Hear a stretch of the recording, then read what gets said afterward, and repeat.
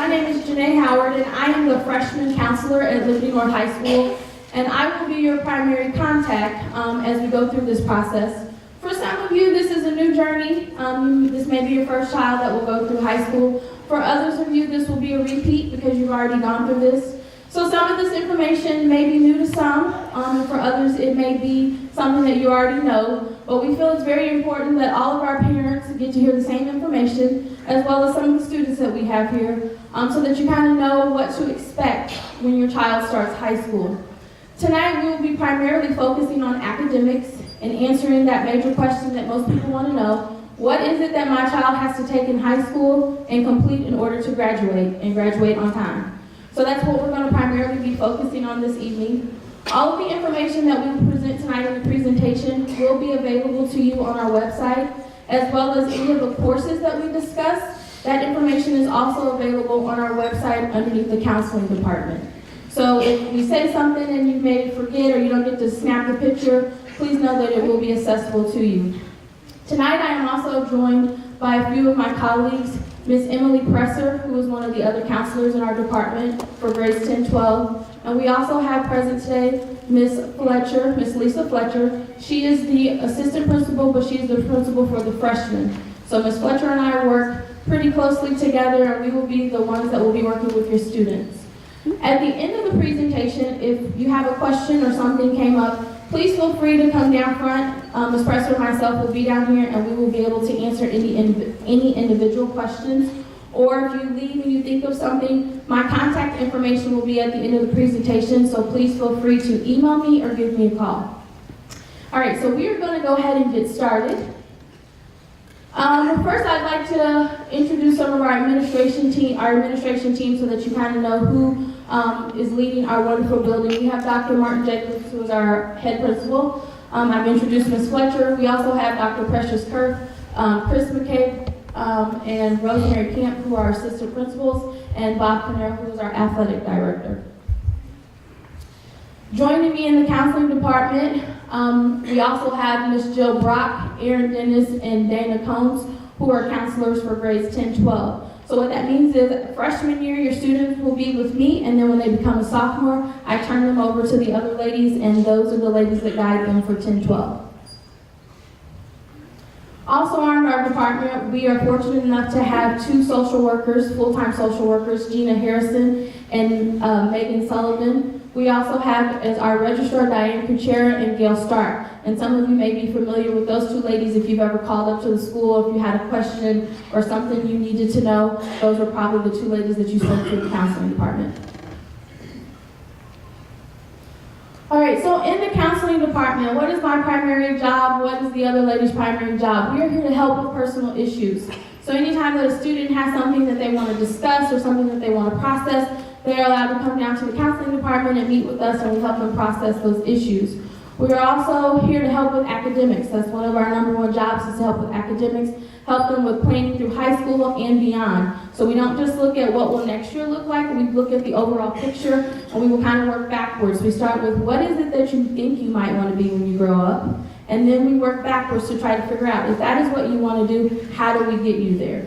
And we realize that a lot of students don't know what they want to be when they grow up. I mean, they're just now starting their second semester of 8th grade year, and they're just trying to figure out how to get through that.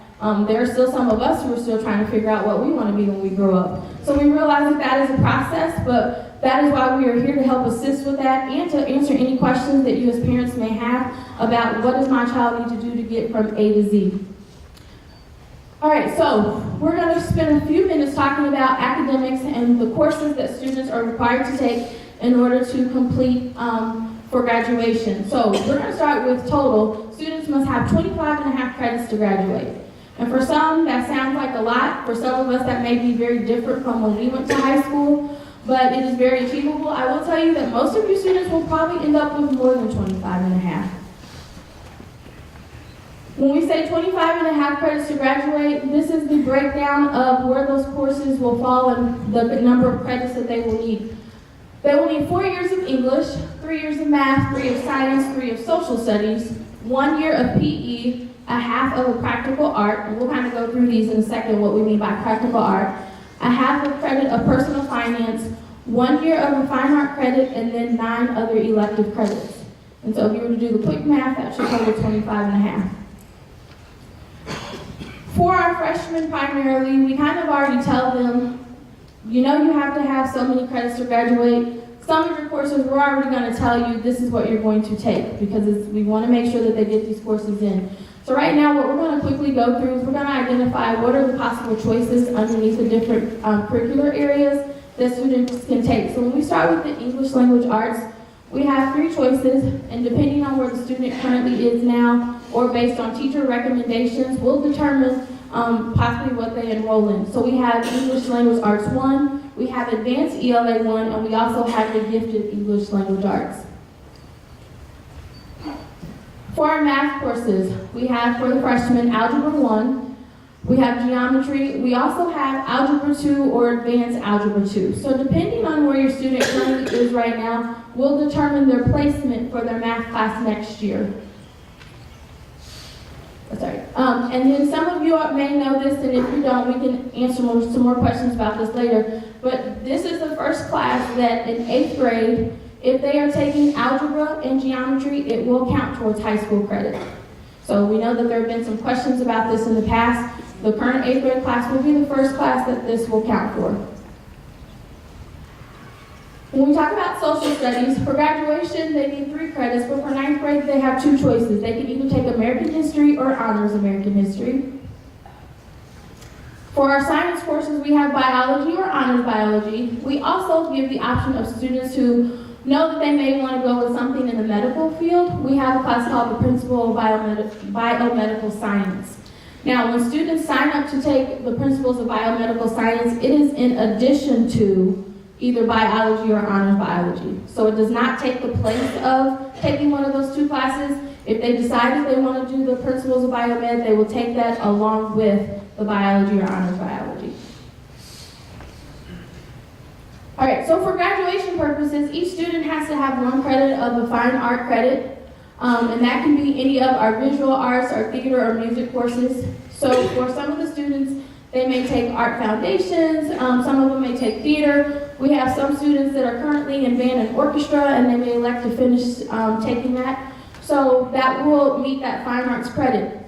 Something that's going to be different and new for some parents who know their kids have taken an art class, starting next year, all of the art classes will be a full year.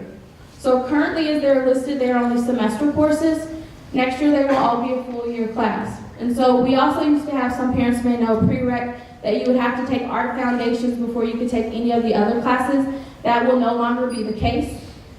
However, the suggestion will be if the student has not had any exposure or any art class in middle school, they will be asked to take the art foundations course because that's that fundamental course, especially if they're thinking they really like to do some things in art. But if they've taken an art class, then they may be suggested to go ahead and start with observational drawing or the sculpture class. For our practical art credits, students will be required to have at least a half of a practical art credit for graduation. And when you think of what's a practical art, things that you could use probably on a daily basis, those would be like your business classes, your project lead the way engineering, your family consumer science classes. A lot of students like to take the child development class because they get the take-home baby. Parents not so much excited about that, but the kids tend to like that. And if they bring it home, tell them you're not babysitting. And then our industrial tech courses. So all of those classes will meet the practical arts credit. For our PE courses, this would be a little change too for some of our parents. For our PE, by the time the child graduates or student graduates, they need to have at least 1 credit. That credit is not required to be met in their freshman year, but we do highly encourage a lot of the freshmen to go ahead and get that credit out of the way, because then that will later on free their schedule up to be able to take some of the more advanced level classes or any other classes that they may be interested in. So for next year, the choices for PE will be weight training, life rec sports. This will be new, team sports next year for the freshmen, because in the past they had to wait until they were 10th grade. So next year they'll be able to take team sports, and then continue with body sculpting and athletic strength training.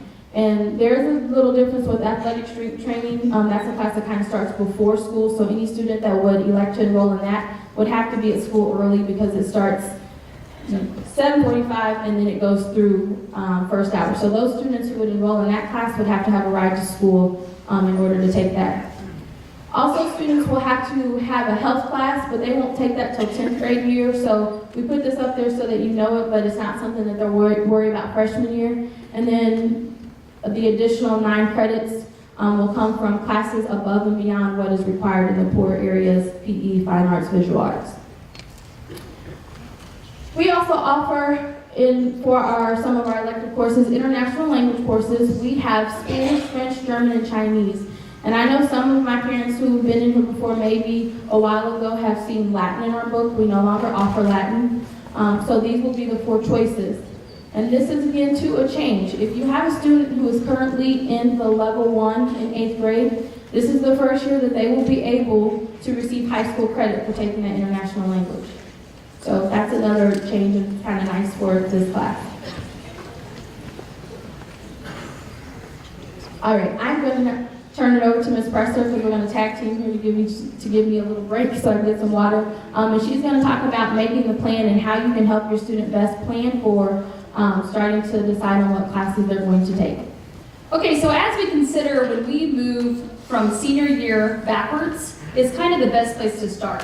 So beginning with the end in mind is a great way to kind of think about this idea. We are currently meeting with our juniors and planning their senior year out, just started this week, and there's sometimes very deer in headlights look. You know, I feel like a sophomore still. I know I'm only in my first semester junior year, and you're asking me to fill out classes and talk about college. What are you talking about? So this process is great to start now. So what I mean by that, and we'll kind of talk about some of these factors. In 8th grade, your kids all have access to what's called Family Connections. And Family Connections not only helps us do a lot of college planning, but also is a great career planning resource. So they can take a test called the Career Key, and I don't know if they have yet or they will this semester, and it spits out at the end their top 5 or 6 career clusters of their interest. And so that's a great place to kind of start research. There's cool videos built in that program. They can kind of watch snippets of different courses, and that way, when you talk about, okay, well, what kind of classes then lead to these career choices, that's a better conversation. Again, also linked in our website, all of this is all over our website, and the video, like she said, of this will be posted later along with the PowerPoint. The program of studies, so let's say they scored highest in health science. Well, where does my student want to end up if these are his goals? You would want to backwards plan by looking at some of these program of studies maps, and it shows you, okay, here's the core class math for science, here's the core class plan for math.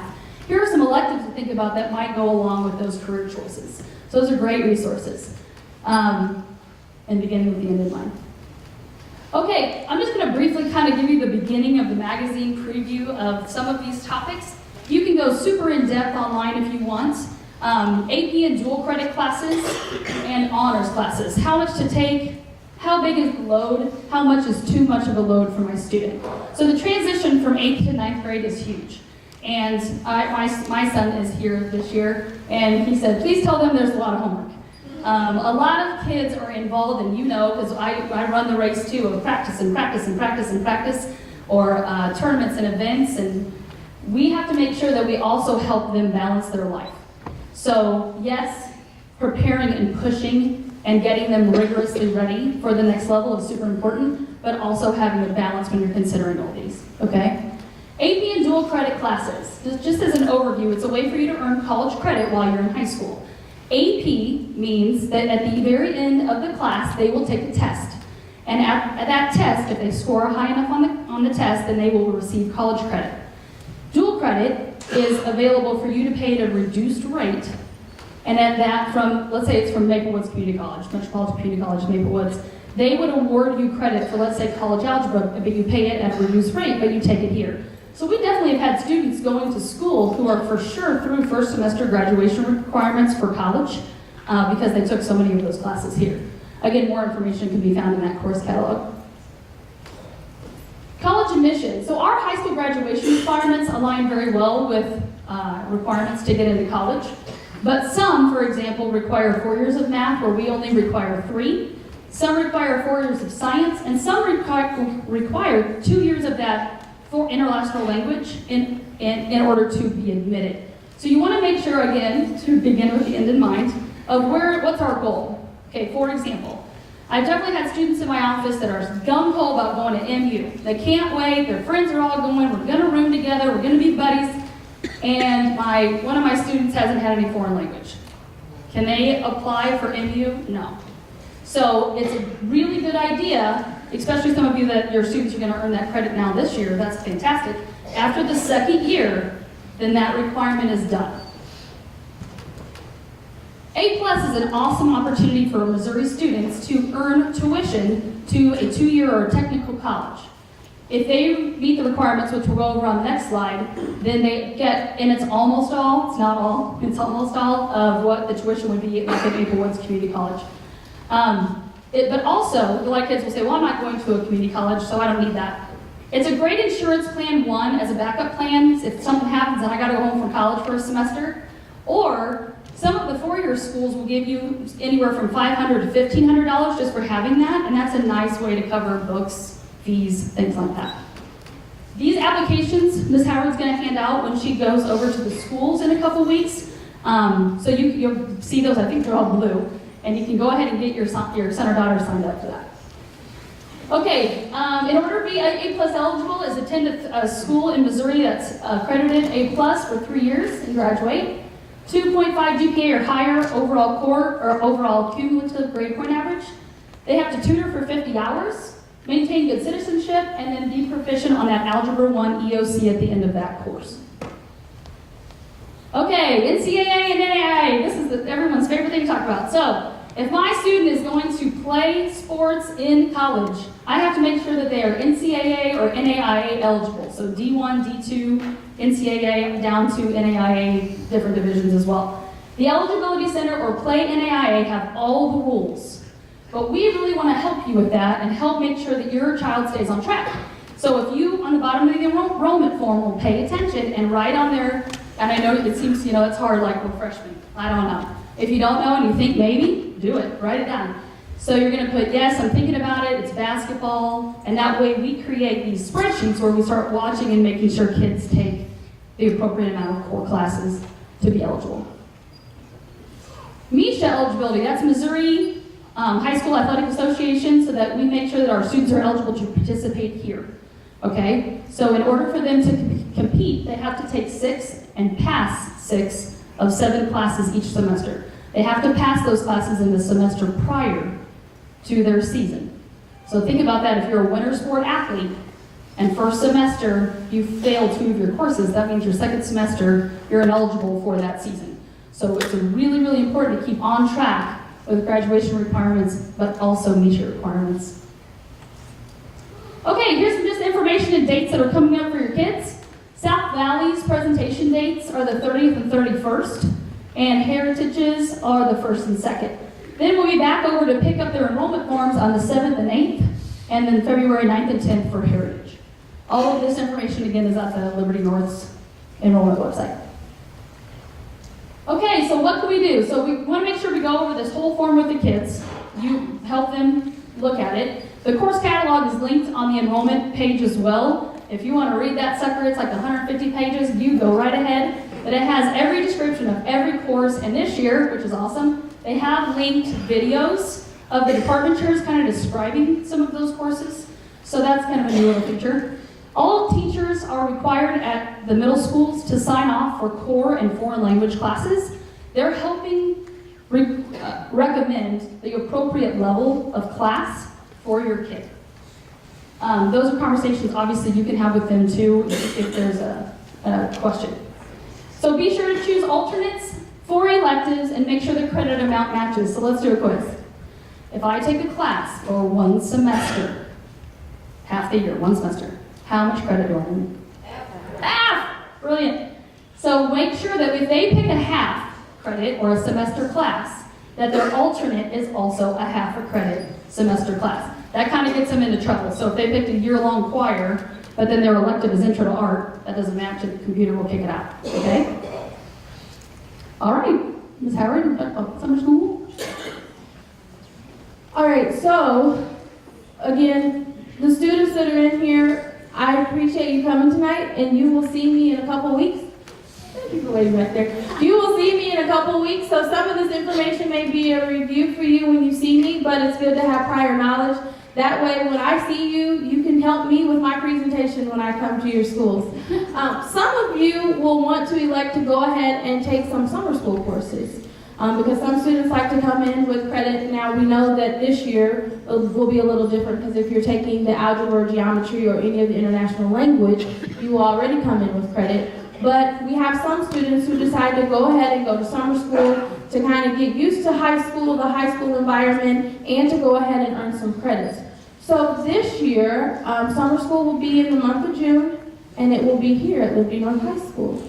So I think in the past, for the past few years, we've been at LHS. So this year, we're going to be at Liberty North.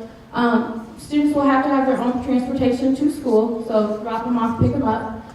Forms will be available in spring, probably into February, 1st of March time. Again, start checking the website because that information will start coming onto the website. And then there'll be some limited courses available for 9th grade. I can't really say for sure what will be offered because if I tell you that today and then when you check and it's not there, I don't want you to say, oh, but she told me. So we just kind of have to check with it and go with it. Ms. Fletcher did ask to speak. She's kind of shy, so please be nice to her. She's going to talk to you about a couple of things from an administrative perspective. And actually, I'm going to bring up one thing that's written up here, and that's transportation is not provided. Ms. Howard doesn't know this, but we actually changed that. We are providing transportation, so if you live around Heritage and you can get to Liberty High School, we're going to have a shuttle bus that runs from Liberty High School up here to Liberty North. So this year, if you're in a morning session, you would pick up the bus down at Liberty High School. It'll shuttle you up here. If you're just doing the morning, we'll shuttle you back at lunchtime, and then in the afternoon, if you're here all day, we'll shuttle you back down there for the afternoon, when the school's over. Oh, can I jump in over? Yes. Okay. One thing to consider is kids sometimes when they have all 4 cores and 3 electives that are year-long that they do not want to drop. Let's pretend they're in band and choir and they're in foreign language. That doesn't leave a lot of room for PE, practical art. And so sometimes, again, I begin with the end in mind, where are we going to fit these? So that's sometimes a great idea of why to go to summer school. So if I'm never going to drop my orchestra and I'm never going to drop my foreign language, where am I going to make this work? That's something to consider. So like getting your PE out of the way or a practical art, something like that. Okay, I will make sure that that information is updated on the website. So when you go on the website, it will tell you about the transportation information on there. So I'll make sure that's updated. All right, lastly, before we conclude, there are a couple things that as the freshman counselor, there are some things that I hear students often say to me, or sometimes halfway through the semester, there are some topics that parents will bring up. So these are just some things that after talking with some parents, after talking with students, just some things that we wanted to make sure that you were aware of and kind of put in the back of your mind. So as you start to think about high school, as you start to planning, these are some things that we've heard others say. She already mentioned the homework piece, and when I go see the students during enrollment meetings, I'm going to really talk about that pretty heavily because I think for the freshman students, that's kind of one of the biggest shocks for them is the amount of homework that they get when they come to high school. So I will talk about that with them, what that looks like, how to start being organized, how to set up a plan so that they don't become overwhelmed. But as a parent, we just ask that you be proactive. Organization is key. So if you can at home help them set up a system that they can bring with them to school, then that is probably one of the most things that's most important for them to help them be successful. If they have some organization, whether it be folders that they keep homework in, planners are another big thing. Oftentimes students will say, well, I forgot to turn that in because I didn't know, because they're going from class to class to class and they sometimes get overwhelmed with the amount of things. So if they have a planner, whether it's an electronic planner or one that they have on paper, that is very helpful and beneficial. Check PowerSchool regularly. How many of you? Yeah, I love it. I tell my son all the time now, I can see what you're doing when you think I don't know. So PowerSchool is probably going to be one of your best friends. It'll allow you to access, look at your child's grade, monitor. You can see what assignment has been put in. A lot of times teachers will put in ahead of time when something will be due so that you can look at that and check that. It'll also connect you to teachers so that you can be able to communicate with those teachers. We also want to talk about monitoring absences. because I think this is something that we don't talk about enough, and then sometimes students are surprised about this. Students could potentially be at risk for losing credit if they have 10 or more absences. Now, I say that to say that we know life happens, and sometimes there are some things that will cause a student to be absent. Some illness, there may be, something that they have to do family-wise, and we understand that. But when we start to look at excessive absences, if a student has 10 or more, then they could be at risk for that. So we just ask that you help us and we monitor that. That is part of my job as well, to monitor absences and to see what's going on and check in with those students if I start to notice a pattern. Contact your teachers. Okay, teachers want to be contacted. Email them is probably the best way. Set up meetings. You can call me and we can talk about things. We can brainstorm. But really stay in contact with those teachers and open up the communication, because they will be the best key to help your student be successful, because they know what's going on in their classroom. They can tell you what your student is doing, and then they can together with you come up with a plan to help your student if we find that they're struggling. And then lastly, help students, assist them with advocating for themselves and learning how to communicate with their teachers. We live in an era now where we tend to do a lot of this. And we find that a lot of students don't really know how to communicate, or they don't know how to advocate for themselves because they're behind the screen. So we want to start teaching them those life skills of, if you don't understand something, how do you approach the teacher? Because as the teacher may not know you don't know. They just may think that you're just choosing not to do. So how do I go talk to my teacher? How do I set up a meeting with my teacher? How do I get tutoring or extra help for my teacher? So as parents, if we can kind of help our kids and show them this is what you need to do, or encourage them to do that, that will help them be that much more successful. Take time to visit, this part of department fair. Are they ready to go out there? Does anybody know? Okay, at this time, she's gonna go check for me. We invited different representatives from the various departments to come tonight and be available to you if you were to have any questions or anything that you want to know. So there will be a few representatives. Not all of them can make it because of scheduling and so forth, but there will be some there. If you have any specific questions for a department, you can ask them, or they can guide you to who may have the answer. Like I said, we will also be available, so if you have any questions, you can find us down front. And I think this will conclude our presentation. Again, thank you very much for coming.